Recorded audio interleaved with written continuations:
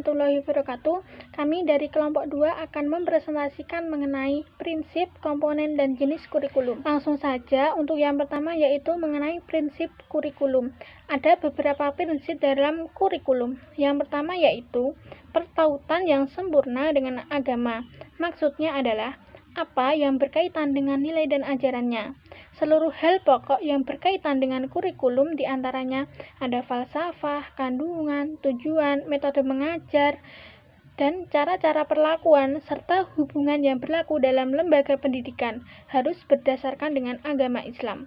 Yang kedua yaitu universal atau menyeluruh. Maksudnya adalah bahwa kandungan kurikulum sebagai rencana pengajaran berkaitan dengan semua aspek kebutuhan manusia sebagai anak didik, baik dari aspek jasmani maupun aspek rohani. Yang ketiga yaitu keseimbangan yang relatif antara tujuan dan kandungan kurikulum. Jika antara aspek spiritual dan ilmu syariat lebih besar, aspek spiritual tidak boleh melampaui aspek penting yang lain dalam kehidupan. Begitu juga tidak boleh melampaui aspek ilmu seni dan kegiatan yang harus diadakan untuk setiap individu dan masyarakat.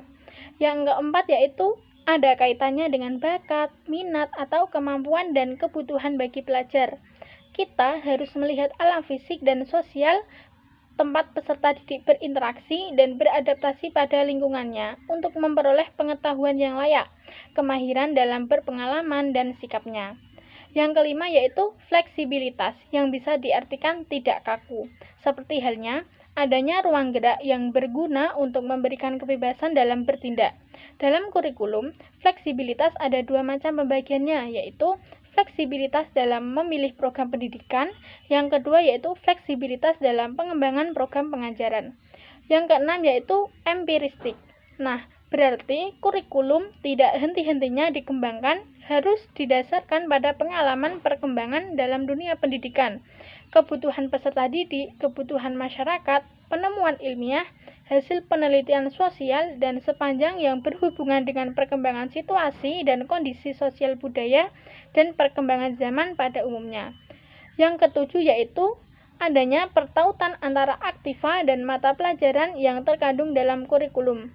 Begitu juga dengan pertautan antara kandungan kurikulum dan kebutuhan murid, kebutuhan masyarakat, tuntunan zaman, tempat anak didik peserta didik berada, perkembangan logis, bakat, dan minat peserta didik.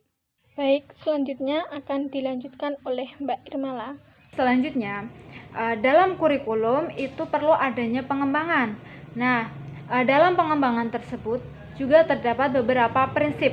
Nah, prinsip yang pertama yaitu prinsip berorientasi pada tujuan. Pengembangan kurikulum itu diarahkan untuk mencapai tujuan yang diharapkan. Tujuan kurikulum itu mengandung beberapa aspek. Yang pertama yaitu aspek pengetahuan, yang kedua aspek keterampilan, yang ketiga aspek sikap, dan yang terakhir adalah aspek nilai. Kemudian prinsip yang kedua yaitu prinsip relevansi. Relevansi berarti kesesuaian. Pengembangan kurikulum yang meliputi tujuan, isi, dan sistem penyampaian itu harus sesuai dengan kebutuhan dan keadaan masyarakat, tingkat perkembangan dan kebutuhan peserta didik, serta serasi dengan perkembangan ilmu pengetahuan dan teknologi. Kemudian, prinsip yang ketiga yaitu prinsip efisiensi dan efektivitas. Pengembangan kurikulum itu harus memperhatikan segi efisien dan pendayagunaan antara waktu, dana, tenaga, dan juga sumber-sumber yang tersedia. Hal ini agar dapat mencapai hasil yang optimal. Kemudian, prinsip yang keempat yaitu prinsip fleksibilitas atau keluasan. Kurikulum yang luas itu akan mudah untuk disesuaikan, dikurangi atau dilengkapi, dan juga diubah agar dapat mengikuti tuntutan, keadaan, serta kemampuan sebuah daerah, sehingga kurikulum itu tidak kaku. Kemudian prinsip yang kelima yaitu prinsip berkesinambungan.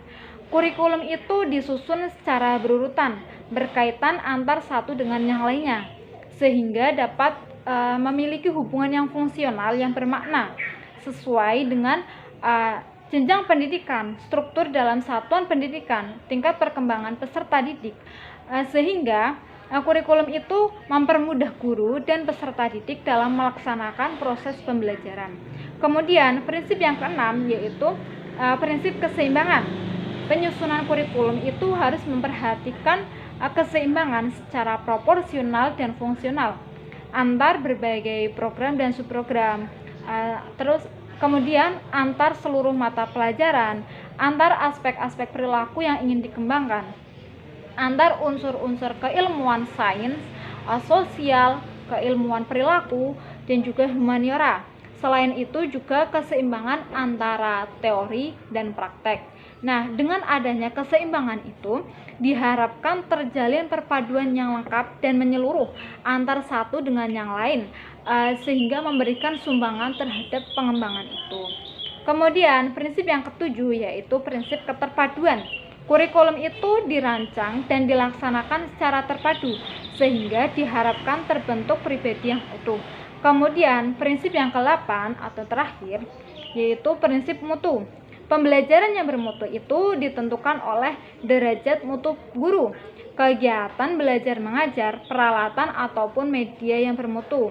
Nah, hasil dari pendidikan yang bermutu itu diukur berdasarkan kriteria tujuan pendidikan nasional yang diharapkan. Demikian ke-8 prinsip dasar pengembangan kurikulum. Materi berikutnya yaitu komponen kurikulum. Nah, kurikulum merupakan sebuah sistem. Dalam sebuah sistem tersebut terdapat beberapa komponen. Nah, dalam komponen kurikulum itu terdapat beberapa para ahli yang berbeda pendapat. Nah, yang pertama yaitu Ahmad Tafsir. Beliau menjelaskan bahwasanya kurikulum itu memiliki 4 komponen. Komponen yang pertama yaitu tujuan, isi, metode atau proses belajar mengajar, dan yang terakhir ada evaluasi. Nah, komponen yang pertama yaitu komponen tujuan. Hal ini mengarahkan sesuatu yang hendak dituju dalam proses belajar mengajar. Kemudian komponen yang kedua yaitu komponen isi atau materi.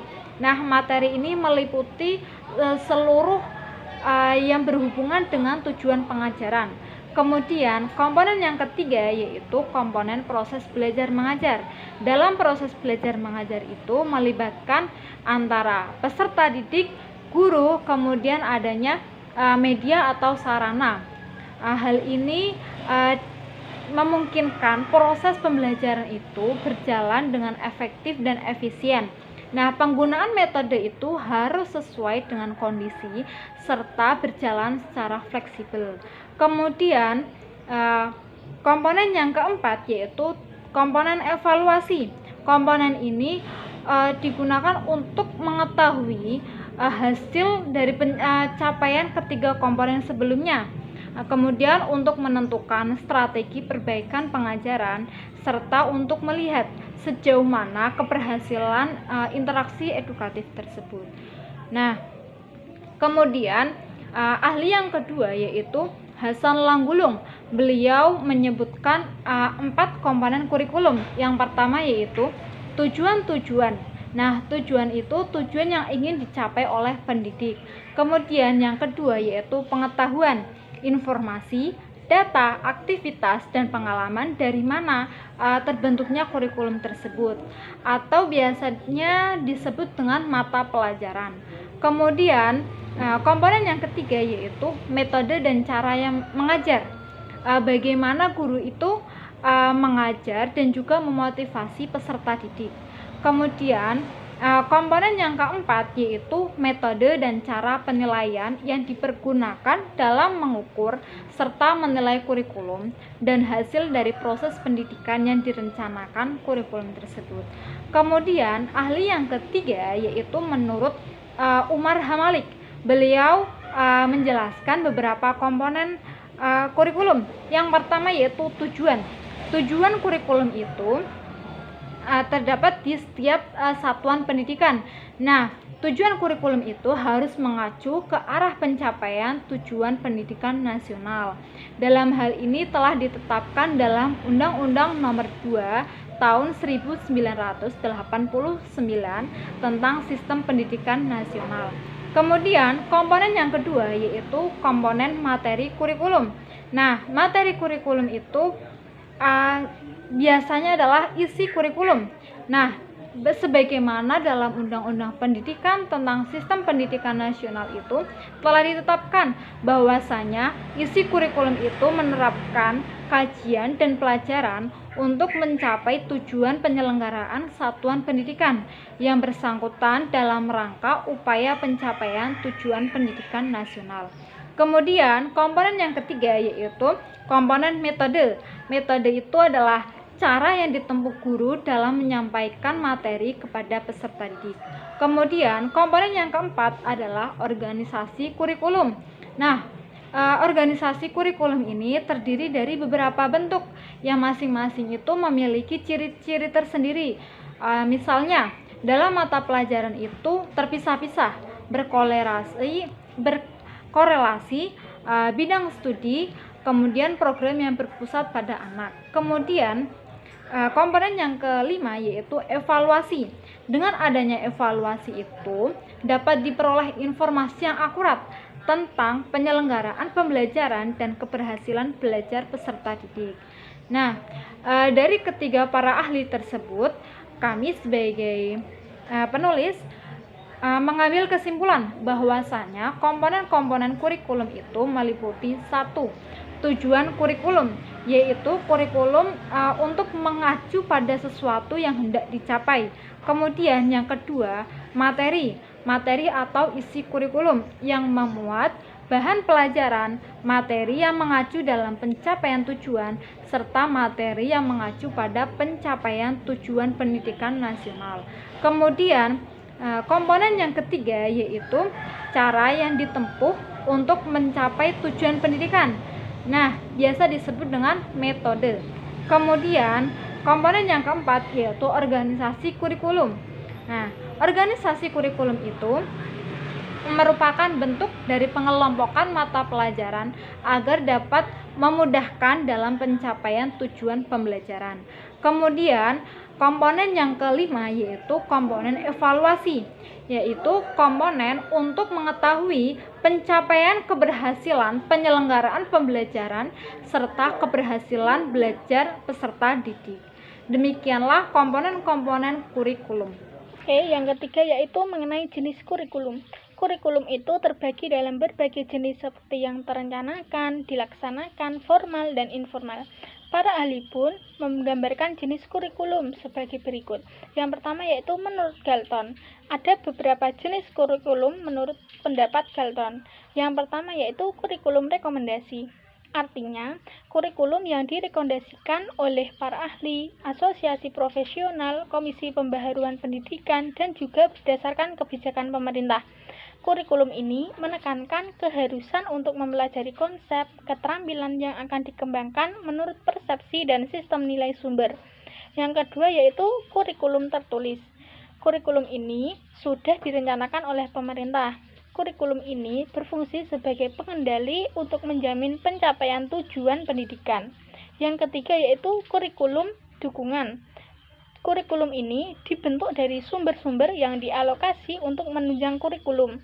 Beberapa sumber atau bentuk dukungan yaitu alokasi waktu untuk mata pelajaran tertentu, alokasi personil guru yang digunakan, serta bahan atau alat dan buku teks yang disediakan.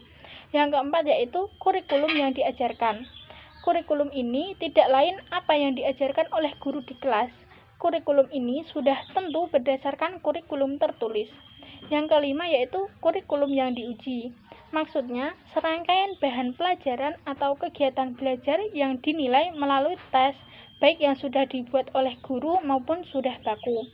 Yang keenam yaitu kurikulum yang dipelajari, atau sering disebut dengan kurikulum hasil belajar, yaitu perubahan nilai, persepsi, dan tingkah laku yang terjadi dari pengalaman belajar.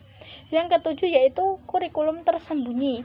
Kurikulum yang tidak dipelajari tetapi dapat dirumuskan sebagai aspek dari sekolah yang lain dari kurikulum yang direncanakan, namun berpengaruh terhadap perubahan tingkah laku siswa. Nah, sedangkan menurut Nasution mengatakan bahwa jenis kurikulum itu ada 3. Yang pertama, kurikulum terpisah-pisah.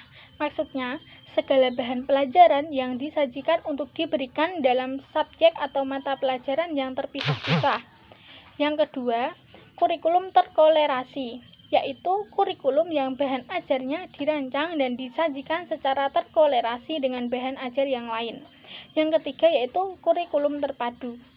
Nah, dalam kurikulum ini meniadakan batas-batas antara berbagai mata pelajaran dan menyajikan bahan pelajaran dalam bentuk unit dan atau keseluruhan, sehingga diharapkan akan membentuk anak-anak menjadi pribadi yang terintegrasi.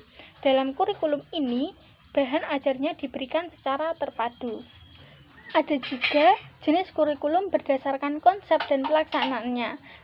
Jenis ini terbagi menjadi 3. Yang pertama yaitu kurikulum ideal, yaitu kurikulum yang berisi sesuatu yang ideal atau yang dicita-citakan. Kurikulum ini diharapkan dapat dilaksanakan dan berfungsi sebagai acuan atau pedoman guru dalam proses belajar dan mengajar.